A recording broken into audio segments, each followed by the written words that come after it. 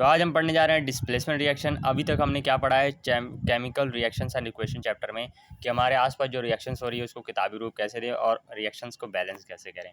साथ ही में हमने ये भी पढ़ लिया है कि टाइप्स ऑफ रिएक्शंस कैसे होते हैं, उसका सीरीज़ अभी चल रही है डिस्प्लेसमेंट रिएक्शन। आज हम पढ़ेंगे 2 रिएक्शंस, हमने कॉम्बिनेशन और डिकम्पोजिशन रिएक्शन पढ़ लिया है। और ये जो आसपास हमारे रिएक्शंस हो रही है वो कितने टाइप की होती हैं वो हम पढ़ रहे हैं। कॉम्बिनेशन रिएक्शन में हमने पढ़ा, उसके बाद डिकम्पोजिशन रिएक्शन में भी थर्मल डिकम्पोजिशन पढ़ा और डिफरेंट टाइप के वर्ड को समझा, जैसे एक्सोथर्मिक रिएक्शन और एंडोथर्मिक रिएक्शन। एक्सोथर्मिक का मतलब होता है रिएक्शंस में जब रिएक्शंस होती है और प्रोडक्ट बनता है तो उस टाइम हीट निकलने को एक्सोथर्मिक रिएक्शन कहते हैं, और जब हमें कोई रिएक्शन करवानी है उसके लिए हीट देनी पड़ती है तो उसको एंडोथर्मिक रिएक्शन कहते हैं। ये तुम्हें याद होना चाहिए। डिस्प्लेसमेंट रिएक्शन की इस वीडियो में हम बात करने वाले हैं और समझने वाले हैं कि डिस्प्लेसमेंट रिएक्शन क्या होता है। देसी भाषा में अगर थोड़ा सा मैं समझाऊँ, डिस्प्लेसमेंट रिएक्शन क्या होता है। दो बंदे की जोड़ी बन रखी है, उनके अंदर बॉन्ड बन चुका है, उनके अंदर रिलेशन है, बट तीसरा बंदा आता है उन दोनों का बॉन्ड को जो तोड़ता है और अपना बॉन्ड बनाता है, और जो जिसके साथ पहले बॉन्ड था उसको भगा देता है, उसी को हम डिस्प्लेसमेंट रिएक्शन कहते हैं। उसको अब किताब कैसे समझाती है उसको हम समझते हैं। एक्टिविटी 1.9 है, इसको हम समझेंगे, इसके एक्सपेरिमेंट को करेंगे और तब हमें समझ आएगा। सर हमारे पास तो लैब नहीं है, हमारे मास्टर करवाते नहीं एक्सपेरिमेंट। कोई बात नहीं, तुम यहाँ पे पढ़ो और यूट्यूब पे इसकी वीडियो देख लेना। एक्टिविटी 1.9 क्लास 10 लिखोगे, ये एक्सपेरिमेंट आ जाएगा। कोई महिला और पुरुष ये एक्सपेरिमेंट करते हुए तुम्हें दिख जाएंगे। बात करते हैं एक्सपेरिमेंट में क्या बोला गया है। हमें 3 काटियाँ लेनी है और उसको साफ़ कर लेनी है, और एक परख नली यानी कि टेस्ट ट्यूब लेना है, ए एंड बी 10 ml। उसके अंदर कॉपर सल्फेट भर लेना है और जो दोनों नेल है उसके अंदर डुबा देना है 20 मिनट के लिए, और उसके बाद रिजल्ट्स को देखना है। और यहाँ पे तुम्हें 2 रिजल्ट बोल रहा है, यहाँ पे देखने को मिलेगा। पहली चीज़, कॉपर सल्फेट सोल्यूशन के साथ क्या, कलर के साथ क्या हो रहा है, और दूसरी चीज़, काटी जो हमने साफ़ करके डाली थी उसके साथ क्या चीज़ हुई है। 2 चीज़ें हमें रिजल्ट में देखने को मिलेगी। तीसरी चीज़ तुम्हें ये सीखने को मिल रहा है कि कॉपर सल्फेट सॉल्यूशन का कलर ब्लू होता है, जो तुम्हें याद होना चाहिए। क्या रिजल्ट देखने को मिला 20 मिनट रखने के बाद। पहली चीज़, जो ने काटी थी हमारी, जो साफ़ सुथरी काटी थी, उसके ऊपर एक ब्राउनिश कलर आ गया, यानी कि एक ब्राउन कलर का iron nail taken from the copper sulphate, थोड़ी ब्राउन कलर की हो गई। दूसरी चीज़, जो हमारा copper sulphate solution blue colour का था वो थोड़ा फेड हो गया। यहाँ पे लिखा भी हुआ है, why does the iron nail become brownish, यानी कि क्यों ब्राउन कलर का हो गया काटी, हमारी नेल जो है वो ब्राउन कलर की क्यों हो गई, और जो हमारा ब्लू कलर है सोल्यूशन का वो फेड क्यों हो गया। इस सवाल का जवाब क्या है, यहाँ पे आप देखोगे Fe यानी कि आयरन रिएक्ट करता है कॉपर सल्फेट के साथ सोल्यूशन के अंदर, और जो आयरन है वो धक्का मार के कॉपर को निकाल देता है और उसकी जगह ले लेता है, यानी कि आयरन सल्फेट बन जाता है और कॉपर बाहर हो जाता है। इसी को हम डिस्प्लेसमेंट रिएक्शन कहते हैं। इन the reaction iron has displaced और रिमूव्ड अनदर एलिमेंट, यानी कि आयरन ने क्या किया, Fe ने क्या किया, एक एलिमेंट को निकाल के अपनी जगह वहाँ पे बना दी from the copper sulphate solution. This reaction is known as displacement reaction, यानी कि एक बंदा आएगा, 2 बंदे के बॉन्ड को तोड़कर खुद वहाँ पे बॉन्ड बनाएगा और एक बंदे को बेदखल कर देगा। जैसे कि यहाँ पे Fe आया, Cu को बेदखल करके FeSO4 बना लिया और Cu बेचारा अकेला पड़ गया। इसी तरीके से और एग्जांपल्स देखें तो Zn के साथ है जिंक और कॉपर सल्फेट को मिलाया हमने, तो जिंक ने क्या किया, कॉपर को धक्का मार के बेदखल कर दिया, और जिंक की ने क्या किया, कॉपर की जगह अब खुद को रख लिया और जिंक सल्फेट बना दिया। इसी तरीके से Pb यानी कि लेड जिसको कहते हैं, प्लस कॉपर का क्लोराइड के सोल्यूशन में इसके साथ मिक्स किया हमने, तो लेड ने क्या किया कि कॉपर को धक्का मार के निकाल दिया और खुद उसकी जगह आ गया और लेड क्लोराइड बना लिया। Zinc and lead are more reactive elements than copper, displace copper from its compound. अब तुम्हें समझने वाली ये बात है कि जो जिसके साथ सॉल्यूशन है, जैसे कॉपर सल्फेट का सॉल्यूशन है या कॉपर क्लोराइड का सॉल्यूशन है, यहाँ पे जो सॉल्यूशन है उसके अंदर जो भी चीज़ हम डाल रहे हैं, जैसे जिंक डाला, लेड डाला, आयरन डाला, ये ज़्यादा रिएक्टिव होने चाहिए कॉपर से, या जो भी उसका सॉल्यूशन डाल रहे हो। समझ आ रहा है मेरी बात, यानी कि जिसने डिस्प्लेस करना है, उसकी रिएक्टिविटी डिस्प्लेस करने वाले के बजाय ज़्यादा होनी चाहिए, यानी कि कॉपर की रिएक्टिविटी कम है और Pb की यानी कि लेड की, जिंक की और आयरन की रिएक्टिविटी ज़्यादा है। क्योंकि जब रिएक्टिविटी ज़्यादा रहेगी तभी तुम धक्का मार के दूसरे को निकालोगे, अगर रिएक्टिविटी कम रहेगी तो तुम धक्का मार के निकाल नहीं सकते हो। अगर कॉपर से कम रिएक्टिव सब्सटेंस अगर तुम कॉपर सल्फेट सॉल्यूशन के अंदर डालोगे तो डिस्प्लेसमेंट रिएक्शन नहीं होगी। ये तुम्हारे दिमाग में बैठ जाना चाहिए कि रिएक्टिविटी अगर ज़्यादा होगी, जिस सोल्यूशन को हम ले रहे हैं उस सोल्यूशन से रिएक्टिविटी हमारी ज़्यादा होगी, तभी हम डिस्प्लेसमेंट रिएक्शन को परफॉर्म कर सकते हैं। अब डिस्प्लेसमेंट रिएक्शन का एक भाई है जो कि उसका बड़ा भाई है डबल डिस्प्लेसमेंट रिएक्शन। इसके अंदर 2 चीज़ें होती हैं। क्या चीज़ें होती हैं, एक्टिविटी के साथ समझते हैं। सर एक्टिविटी तो हमें करवाई नहीं जाती हैं स्कूल क्लासेस के अंदर, तो मैंने एक ही सोल्यूशन बताया कि एक्टिविटी जो भी तुम्हें जाननी है, वीडियोज़ की देखनी है, उसका नाम लिखो, जैसे एक्टिविटी 1.10, और वहाँ पे यूट्यूब पे लिखना है और क्लास 10th लिख देना है। तो मेरे को एक महिला या पुरुष उस एक्सपेरिमेंट को करते हुए दिख जाएँगे और उसको तुमने आराम से एन्जॉय करना है। यहाँ पे एक्सपेरिमेंट क्या करने को बोल रहा है, यहाँ पे बोल रहा है take 3 ml of sodium sulphate solution in test tube. Test tube में तुम्हें 3 ml सोडियम सल्फेट लेना है और एक और दूसरे टेस्ट ट्यूब में 3 ml तुम्हें बेरियम क्लोराइड लेना है और उन दोनों को मिला लेना है। और बताओ तुमने क्या ऑब्जर्व किया। पहली चीज़ तुम देखो टेस्ट ट्यूब के अंदर नीचे गोल गोल से प्रेसिपिटेट इकट्ठे हो गए हैं। यू विल ऑब्जर्व, तुम ऑब्जर्व करोगे ए वाइट सब्सटेंस, एक वाइट सब्सटेंस नीचे जमता जाएगा which is insoluble in water, और वो इनसॉल्युबल होता है, पानी के अंदर घुलता नहीं है।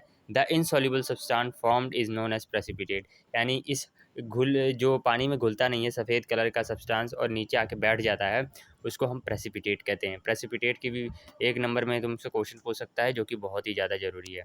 Any reaction that produce precipitate can be called as precipitation reaction, यानी कि जिस रिएक्शन को करने के बाद प्रोडक्ट में या प्रोडक्ट बनने के बाद प्रेसिपिटेट बन रहे हैं, उसको हम प्रेसिपिटेशन रिएक्शन भी कहते हैं। ये तुम्हें याद रहना चाहिए।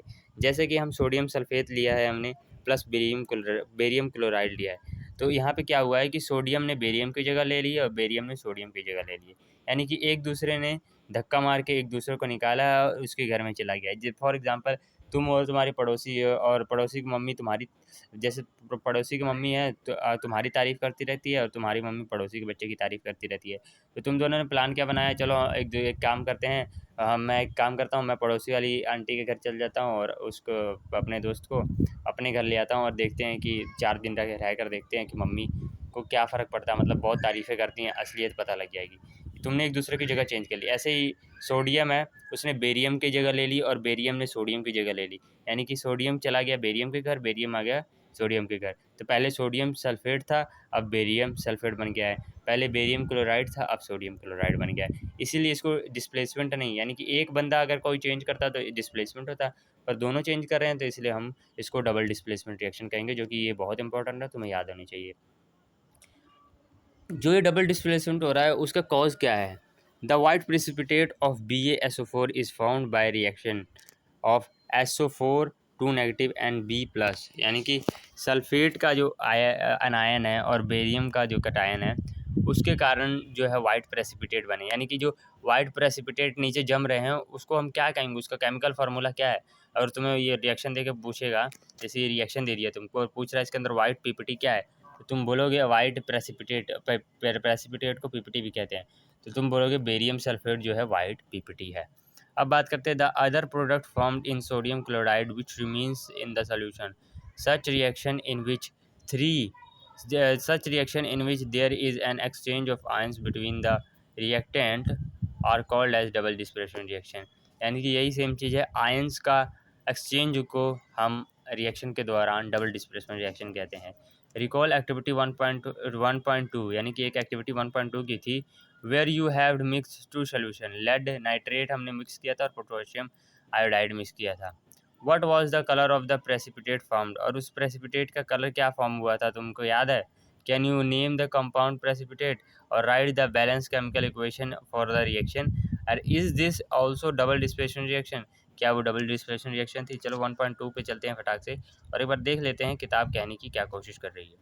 तो 1.2 पे जाएंगे और हम चेक करेंगे कि क्या वो भी एक डबल डिस्प्लेसमेंट रिएक्शन है। इसका जवाब तुम दोगे, हम जाके बस चेक करेंगे। और यहाँ पे तुम देख सकते हो कि जिंक ग्रैन्यूल्स यहाँ पे नीचे आ रहे हैं और यहाँ पे 1.2, आई थिंक 1.2 ही है, लेड नाइट्रेट हमने मिलाया है और यहाँ पे ये रिएक्शन हो रही है। अब तुम्हें ये सारे क्वेश्चंस का आंसर देना है कमेंट्स के अंदर, या जिस तरीके से तुम मेरे से कॉन्टेक्ट कर सकते हो उसके थ्रू ये सारे आंसर देने हैं। डबल डिस्प्लेसमेंट रिएक्शन दे दिया, देख लिया हमने, और डिस्प्लेसमेंट रिएक्शन देख लिया। अब आगे बढ़ते हुए हम देखेंगे ऑक्सीडेशन एंड रिडक्शन। ऑक्सीडेशन क्या होता है और रिडक्शन क्या होता है, सिंपली हम समझेंगे। पहला एक एक्सपेरिमेंट करेंगे, 1.11 एक्सपेरिमेंट है, हीट ए चाइना डिश, यानी कि एक कांच की कटोरी को हीट करो, containing about 1 gram of copper powder, उसके अंदर कॉपर पाउडर 1 ग्राम होना चाहिए। व्हाट डू यू ऑब्जर्व, तुम क्या ऑब्जर्व करते हो, चलो देखते हैं क्या ऑब्जर्व किया। The surface of copper powder become coated with black copper 2 oxide, why has this black substance formed, this is because oxygen is added to copper and copper oxide is form. यानी कि भैया पूछ रहा है कि जो हमने कॉपर का पाउडर लिया है, वो कॉपर का पाउडर ब्राउन कलर में चेंज हो जाता है और उसके ऊपर ब्राउन कलर का कोट हो जाता है। वो ऐसा क्यों होता है? क्योंकि ऑक्सीजन उसके साथ रिएक्ट करता है, इसलिए ये ब्राउन कलर का जो है कोटिंग हो रही है। जैसे कि तुम देख सकते हो यहाँ पे कॉपर है प्लस ऑक्सीजन, यानी कि हीट किया हमने तो कॉपर ऑक्साइड बना। If hydrogen gas is passed over the heated material, यानी कि कॉपर ऑक्साइड, जैसे ये प्रोडक्ट मिला कॉपर ऑक्साइड, इसके ऊपर से हमने अगर हाइड्रोजन गैस पास कर दें, the black coating on the surface turns brown as the reverse reaction take place and copper is obtained। और अगर तुम्हें इस ब्राउन वाले को निकालना है, यानी कि ब्राउन का पहले कोटिंग आई, कोटिंग लाने के लिए तुमने क्या किया, हीट किया और उसको ऑक्सीजन की अवेलेबिलिटी खिलाई, तो ये रिएक्शन को ब्राउनिश कलर दे रहा है। पर ब्राउनिश कलर हटाना है तो उसका अपोजिट रिएक्शन करना पड़ेगा, तो तुम्हें उसको वहाँ से हाइड्रोजन गैस पास करवानी है कॉपर ऑक्साइड के ऊपर से, तो कॉपर अपना प्योर रह जाएगा और H2O निकल जाएगा। और इस रिएक्शन को हम क्या कहते हैं? इस रिएक्शन को हम if the a substance gain oxygen during reaction, अगर कोई सब्सटेंस ऑक्सीजन को लेता है एक रिएक्शन के दौरान, ध्यान से सुनना, अगर कोई सब्सटेंस कॉपर हो या कुछ भी हो, वो ऑक्सीजन ले रहा है, जैसे Cu प्लस है ना, यानी कि ये प्लस का मतलब लेना या रिएक्ट करना, तो ऑक्सीजन ले रहा है वो, लास्ट में देखो CuO बन गया और एक ऑक्सीजन लिया उसने। अगर कोई ऑक्सीजन ले रहा है तो उसको हम क्या कहेंगे, ऑक्सीडाइज्ड कहेंगे, यानी कि वो ऑक्सीडाइज्ड हो गया। ये तुम्हें याद रखना बहुत इंपॉर्टेंट है, ये +1 +2 में भी काम आएगा। उसको क्या बोले, ऑक्सीडाइज्ड हो गया। If a substance lose oxygen during a reaction, और अगर रिएक्शन के दौरान वो ऑक्सीजन लीव छोड़ रहा है, यानी कि Cu बन रहा है एक ऑक्सीजन छोड़ के, it is said to be reduced, यानी कि ऑक्सीजन लेना ऑक्सीडाइज्ड हो गया। यानी कि जैसे एक इंसान है, एग्जाम्पल के लिए समझा रहा हूँ, ये रियल लाइफ में नहीं होगा। एक इंसान है, उसने ऑक्सीजन को अपने हाथों में ले लिया, तो उस इंसान को हम क्या कहेंगे, ऑक्सीडाइज्ड हो गया। फिर उसने क्या किया, जो हाथ में ऑक्सीजन था या ऑक्सीजन कैसे भी उसने छोड़ दिया, यानी कि अपने शरीर से अलग कर दिया, तो उसको इंसान को हम क्या कहेंगे, रिड्यूस्ड इंसान कहेंगे। During this reaction 1.29 the copper second oxide is losing oxygen and is being reduced, the hydrogen is gaining oxygen and is being oxidized. In the other words, one reactant get oxidized while other get reduced during a reaction. Such reaction is called oxidation reduction reaction और redox reaction। यानी कि oxidation reduction reaction को ही हम redox reaction कहते हैं। कैसे हम समझते हैं, यानी कि एक ही रिएक्शन में ऑक्सीडेशन भी हो रही है और रिडक्शन भी हो रही है। पहले तुम्हें समझ आया है मैंने कि ऑक्सीडेशन क्या है, ऑक्सीजन का लेना, रिडक्शन क्या है, ऑक्सीजन का छोड़ना। यहाँ पे देख सकते हो इस रिएक्शन के अंदर जो CuO है वो ऑक्सीजन को छोड़ रहा है, तो CuO क्या कह रहा है, ऑक्सीजन को छोड़ के Cu बन रहा है, यानी कि Cu बन रहा है, तो इसको हम रिडक्शन कहेंगे, यानी कि उसने छोड़ा है तो उसके साथ क्या हो रहा है, रिडक्शन है, और वो क्या हुआ है, रिड्यूस्ड हुआ है। वो एक रिडक्शन है और वो क्या हुआ है, रिड्यूस्ड हुआ है। क्या हुआ है, रिड्यूस्ड हुआ है। अब बात करते हैं हाइड्रोजन। हाइड्रोजन पहले अकेले था, उसने ऑक्सीजन गेन किया है, तो वो एक ऑक्सीडाइज्ड हो गया है, और यानी कि हाइड्रोजन ऑक्सीडाइज्ड हुआ है, और उस प्रोसेस को क्या कहेंगे, ऑक्सीडेशन कहेंगे। Some other example of redox reaction यहाँ पे देखेंगे तो ZnO + C गिव्स ZnCO, यानी कि यहाँ पे जिंक ऑक्सीजन को लूज़ कर रहा है, तो यहाँ पे जिंक क्या कहलाएगा, रिडक्शन। इसके साथ जिंक के साथ क्या हो रहा है, रिडक्शन, और जिंक क्या कहलाएगा, रिड्यूस्ड। और वहीं कार्बन जो है वो एक ऑक्सीजन ले रहा है, तो वो क्या कहलाएगा, ऑक्सीडाइज्ड कहलाएगा। उसके बाद MnO2 + 4 HCl, MnCl2 + 2 H2O और Cl, ये एक रिएक्शन है, इसके अंदर भी ऑक्सीडेशन रिएक्शन क्या हो रही है या रिडॉक्स रिएक्शन हो रही है। कैसे हो रही है हम देखते हैं। Mn है वो ऑक्सीजन को छोड़ देता है, इसलिए इसके साथ क्या हो रहा है, रिडक्शन हो रहा है, और यहाँ पे ऑक्सीजन गेन कौन कर रहा है, HCl है, वो ऑक्सीजन को गेन कर रहा है, तो उसके वहाँ पे क्या हो रहा है, ऑक्सीडेशन हो रहा है। आगे बढ़ते हैं हम, तो आगे हम देखते हैं, जैसे कि यहाँ तक हमने पढ़ लिया है, उसके बाद हम पढ़ेंगे in the reaction 1.31 carbon is oxidized, carbon oxidize हुआ, CO बना, and ZnO is reduced to zinc, यानी कि वही जो मैंने बताया वही बताया जा रहा है। और in reaction HCl is oxidized to Cl2 and MnO2 is reduced to MnCl2, वही जो मैंने बताया आपको वही इंग्लिश में बताया गया। From the above example we can say if substance gain oxygen or lose hydrogen during a reaction, it is oxidized. If substance loses oxygen and gain hydrogen during reaction it called reduced. यानी कि भैया simple सी बात है, कोई भी चीज़ oxygen लेती है तो वो एक रिड्यूस्ड कोई भी चीज़ ऑक्सीजन ले रही है तो वो ऑक्सीडाइज्ड कहलाएगी, और उस प्रोसेस को क्या कहेंगे, ऑक्सीडेशन कहेंगे। कोई भी चीज़ ऑक्सीजन छोड़ रही है तो उसको हम क्या कहेंगे, रिड्यूस्ड कहेंगे, और उस प्रोसेस को क्या कहेंगे, रिडक्शन कहेंगे। सेम एज हाइड्रोजन हो गया, हाइड्रोजन कोई चीज़ ले रही है तो क्या कहलाएगी, इफ़ गेन्स हाइड्रोजन तो उसको हम रिडक्शन कहेंगे, रिड्यूस्ड कहेंगे, और इफ लूजेस हाइड्रोजन तो हम इसको ऑक्सीडेशन और ऑक्सीडाइज्ड कहेंगे। ये थोड़ा कन्फ्यूजन हो सकता है, 2-3 बार लिखोगे तुम्हें समझ आ जाएगा। Recall 1.1 when magnesium ribbon burnt, जब हमने मैग्नीशियम रिबन बर्न किया था with dazzling flame in air oxygen and changes in white substance magnesium oxide is being oxidized और रिड्यूस्ड इन द रिएक्शन। यानी कि जब हमने पहला रिएक्शन एक्सपेरिमेंट एक्टिविटी की थी तो उसके अंदर मैग्नीशियम जो था मैग्नीशियम ऑक्साइड में कन्वर्ट हो रहा था, तो क्या ये ऑक्सीडेशन है या रिडक्शन है? ऑब्वियस सी बात है कि ये एक ऑक्सीडेशन प्रोसेस है। Have you observe the effect of oxidation reaction in everyday life? क्या तुमने ऑक्सीडेशन का जो प्रोसेस है वो कभी डेली लाइफ में देखा है? नहीं देखा है तो ये किताब बताएगी, जैसा कि कोरोजन हो गया या रेंसिडिटी हो गई। कोरोजन में क्या है, you must have observe that the iron article are shiny when new. यानी कि तुमने देखा होगा कि जो आयरन के सामान होते हैं शुरू शुरू में बहुत चमकते हैं, एकदम आंखें चौंधिया देते हैं, but get coated with reddish brown powder when left in some time. और तो हमने क्या किया है कि जो बट थोड़ा सा मेरे को यहाँ पे दिक्कत आ गई थी, यहाँ पे पॉज हो गया था, दोबारा से स्टार्ट करते हैं। But get coated with reddish brown powder when left in some time. यानी कि अगर आयरन नेल नया नया होता है तो बिल्कुल चमक रहा होता है, बट थोड़ा सा अगर दिन बीतते हैं तो उसके ऊपर ब्राउन ब्राउन का कोटिंग चढ़ जाती है, एक परत चढ़ जाती है जिसको हम जंग कहते हैं। This process is commonly known as rusting of iron, और इसको हम रस्टिंग ऑफ आयरन कहते हैं। Some other material also get tarnished in this manner, और कुछ मटेरियल और भी हैं जो इसी तरीके का प्रोसेस को फॉलो करते हैं अगर छोड़ दिया जाए हवा में और पानी लगता रहे उसको। Have you notice the colour of the coating formed on the copper and silver? यानी कि सेम चीज़ अगर सिल्वर और कॉपर के साथ हो तो तुमने कभी नोटिस किया कि उनका कलर कैसे चेंज होता है? When a material is attacked by substance around in such as moisture, acid, etc. It is said to be corroded and this process is called corrosion। और इस टाइप की चीज़ें अगर अलग अलग मटेरियल के साथ होती है तो कॉमनली इस प्रोसेस को क्या कहते हैं, कोरोजन कहते हैं। और अगर मेनली अगर आयरन के साथ हो रही है तो इसको हम रस्टिंग कहेंगे, पर कॉमनली क्या कहेंगे, कोरोजन कहेंगे। When a material is attacked by substance around it such as moisture, acid.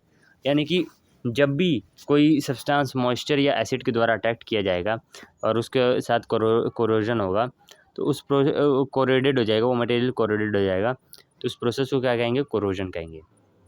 And the black coating on silver, यानी कि सिल्वर के ऊपर अगर ये प्रोसेस होता है तो क्या होता है, ब्लैक कोटिंग आती है। और ग्रीन कोटिंग ऑन कॉपर, यानी कि जब कोटिंग का कॉपर का कोरोजन होता है तो उसके ऊपर ग्रीन कलर चढ़ जाता है। Are the other example of corrosion, यानी कि सिल्वर के ऊपर ब्लैक कलर चढ़ना, कॉपर के ऊपर ग्रीन कलर चढ़ना, ये एक कोरोजन का और एग्जाम्पल है। और आयरन के ऊपर ब्राउन कलर चढ़ना एक कोरोजन का प्रोसेस कहलाएगा। Corrosion causes damage to car bodies, bridges, iron railings, ships, to all the objects made of metals specific those of irons. यानी कि कोरोजन बहुत ज़्यादा नुकसान पहुँचाता है हमारी कार की गाड़ियाँ, ब्रिजेस, आयरन रेलिंग्स, जहाज़ों को, और ऑल ऑब्जेक्ट जो कि मेटल और आयरन से बने हुए हैं उनको नुकसान करता है। Corrosion of iron is serious problem. और जो कोरोजन आयरन का होता है वो बहुत बड़ा प्रॉब्लम है, क्योंकि इससे हमारा जो है मजबूती ख़त्म हो जाती है लोहे की चीज़ों की।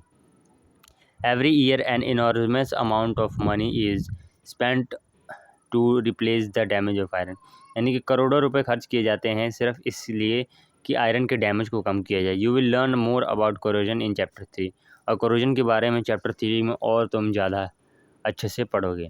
रेंसिडिटी के बारे में बात करें, ऊपर से फिर से तुम्हें रेंसिडिटी बताऊं तो तुम जब चिप्स के पैकेट्स लाते हो और खोलते हो तो खाते हो, क्या मज़ा आता है। करारे करारे चिप्स, यानी कि एकदम टाइट टाइट चिप्स मिलते हैं, बस थोड़ी देर के लिए हवा में उस चिप्स को छोड़ दो, या तुम पैकेट को बिना अच्छे से बंद किए सोचते हो कि बाद में खाऊंगा, वो बाद में जाके देखते हो तो वो जो क्रिस्पीपन है वो ख़त्म हो गया होता है, सारा एकदम सॉफ्ट से चिप्स हो जाते हैं और तुम्हारा पूरा मूड ख़राब हो जाता है, यार क्या यार, चिप्स पहले एकदम कड़क थे अब एकदम बेकार हो गए। इसको क्या कहते हैं, इसको रेंसिडिटी कहते हैं। ये एक रेंसिडिटी का एग्जांपल है। हैव यू एवर टेस्ट और स्मेल द फैट और oil containing foods material left for long time, यानी कि कोई भी फूड मटेरियल के अंदर फैट या हमारा ऑयल है उसको अगर बहुत देर के लिए हवा में छोड़ दो तो इसका कभी खुशबू महसूस की है, तुमने सूंघ कर देखा है। व्हेन अ फैट और ऑयल आर ऑक्सीडाइज्ड, यानी कि जब भी फैट और ऑयल ऑक्सीडाइज्ड होता है यानी कि उसके साथ ऑक्सीडेशन की प्रोसेस होती है, यानी कि ऑक्सीजन गेन करते हैं, दे बिकम रैंसिड, यानी कि वो एक रैंसिड बन जाते हैं। And their smell and taste changes, और उसका स्मेल और टेस्ट दोनों चेंज हो जाता है। Usually substance which prevent oxidation, यानी कि antioxidant are added to food containing fats and oils, यानी कि जो भी जैसे हमारा चिप्स उसके अंदर ऑयल होता है या कोई भी फूड मटेरियल है जिसके अंदर फैट और ऑयल है, उसको ऑक्सीडेशन से बचाने के लिए, यानी कि वो ऑक्सीजन के कांटेक्ट में ना आए, क्योंकि उसके साथ ऑक्सीडेशन हो रही है। जब भी कोई चीज़ ऑक्सीडाइज होगी तो हमारे लिए अच्छी नहीं है, मतलब अच्छी नहीं है क्या कि उसका टेक्सचर और स्मेल चेंज हो जाएगा तो हमें खाने में अच्छा नहीं लगेगा। तो इसके लिए बचाने के लिए हम क्या करते हैं, एंटीऑक्सीडेंट यूज़ करते हैं। एंटीऑक्सीडेंट क्या कहता है कि फूड इन टाइट कंटेनर, यानी कि टाइट कंटेनर में हम डब्बा बंद को में चीज़ें रख देंगे तो उसके अंदर हवा नहीं पहुंच पाएगी। Which helps to slow down the oxidation, जो कि ऑक्सीडेशन को स्लो कर देता है। Do you know that chips manufacturer usually flush bags of chips with gas such nitrogen to prevent the chips for getting oxidize. तुम्हें पता है कि चिप्स के पैकेट जो होते हैं उसके अंदर हवा ज़्यादा होता है, चिप्स कम होती है। इसका कारण क्या है कि उसके अंदर नाइट्रोजन गैस भरी रहती है ताकि तुम्हारी चिप्स हमेशा के लिए क्रिस्पी रहें जब तक तुम पैकेट ना खोलो, और उसको चिप्स को क्रंची रखने के लिए नाइट्रोजन गैस भरी जाती है, ना कि चिप्स को बचाने के लिए। हम सोचते हैं कि यार हवा भर के दे देते हैं, क्या पूरा फुल क्यों नहीं करते चिप्स को, इसलिए चिप्स को फुल नहीं करते। अगर वो नाइट्रोजन गैस नहीं भरेंगे तो तुम्हारी चिप्स क्रिस्पी नहीं रहेंगे और वो आने वाले टाइम में कुछ टाइम में एकदम सॉफ्ट हो जाएंगे और एकदम खाने लायक नहीं रहेंगे। ये क्वेश्चंस है कुछ, आपने ज़रूर ट्राई करने हैं। और ये चीज़ें आपको रिवाइज करने के लिए व्हाट यू लर्न, अभी तक हमने क्या देखा, हमने ये देखा कि जो एक कंप्लीट केमिकल इक्वेशन है वो रिप्रेजेंट करता है reactant product and their physical state and symbolic representation. ये पूरे चैप्टर का समरी है जो कि हम देख रहे हैं, यानी कि केमिकल रिएक्शन क्या शो करता है, एक रिएक्टेंट शो करता है जो चीज़ रिएक्शन में पार्टिसिपेट करेगी, और प्रोडक्ट शो करता है, और physical state of symbolic representation, यानी कि फिजिकल स्टेट भी शो करता है और रिएक्टेंट्स के कि वो सॉलिड है, लिक्विड है या गैस है। अब बढ़ते हैं, एक chemical equation is balanced so that the number of atom of each type involve in chemical reaction are the same on the reactant and the product side of equation must be always balanced, यानी कि वही बताया जा रहा है कि equation जो कि हमेशा बैलेंस्ड होनी चाहिए, तभी तुम्हारी हर चीज़ बढ़िया से चलेगी। और रिएक्टेंट और प्रोडक्ट साइड दोनों चीज़ें बराबर होनी चाहिए, एटम्स एंड मॉलिक्यूल्स बराबर होनी चाहिए। इन कॉम्बिनेशन रिएक्शन, अब कॉम्बिनेशन रिएक्शन का मतलब क्या है कि दो या दो से ज़्यादा चीज़ें अगर कंबाइन होती हैं और न्यू प्रोडक्ट बनाती है उसको कॉम्बिनेशन रिएक्शन कहते हैं। डिकम्पोजिशन में क्या होता है, एक चीज़ दो या दो से ज़्यादा चीज़ों में टूटती है तो उसको डिकम्पोजिशन रिएक्शन कहते हैं।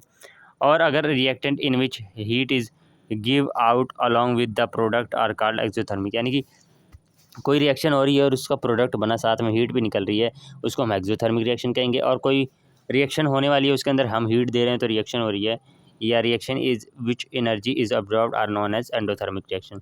एंडोथर्मिक रिएक्शन का मतलब होता है हीट लेने वाली रिएक्शन, एक्सोथर्मिक का होता है हीट निकालने वाली reaction. When an element is any element is displaced another element from its compound, it is a displacement reaction is occur। displacement reaction का एक लाइन में बता दिया है कि अगर कोई एलिमेंट दूसरे एलिमेंट को डिस्प्लेस करे और उस एलिमेंट के साथ बॉन्ड बनाए और एक को बेदखल कर दे उसको डिस्प्लेसमेंट कहेंगे। प्रेसिपिटेशन रिएक्शन में क्या होता है, इनसॉल्युबल सब्सटेंस नीचे आके बैठ जाता है, उसको प्रेसिपिटेशन रिएक्शन कहते हैं। और उस जो चीज़ बैठी है आके उसको प्रेसिपिटेट कहते हैं, यानी कि पीपीटी कह लो या प्रेसिपिटेट कह लो, सेम बात है, बस शॉर्ट फॉर्म में हम पीपीटी कह देते हैं।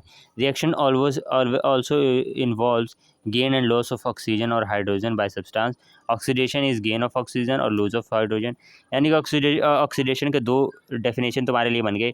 अगर कोई चीज़ ऑक्सीजन गेन कर रही है तब भी ऑक्सीडेशन कहलाएगी, और हाइड्रोजन लूज़ कर रही है तब भी ऑक्सीडेशन कराएगी। रिडक्शन में क्या होगा, ऑक्सीजन लूज़ होगा और हाइड्रोजन गेन हो सकता है, उसको हम रिडक्शन रिएक्शन कहेंगे। ये सारे क्वेश्चन हैं जो कि आपने सॉल्व करने हैं और इसके सॉल्यूशंस भी मैंने प्रोवाइड कर रखे हैं, ज़रूर से इसको सॉल्व करिए। और आई होप ये चैप्टर तुम्हें समझ आया होगा। तब अगली बार अगले चैप्टर के साथ मिलेंगे, तब तक के लिए बाय बाय।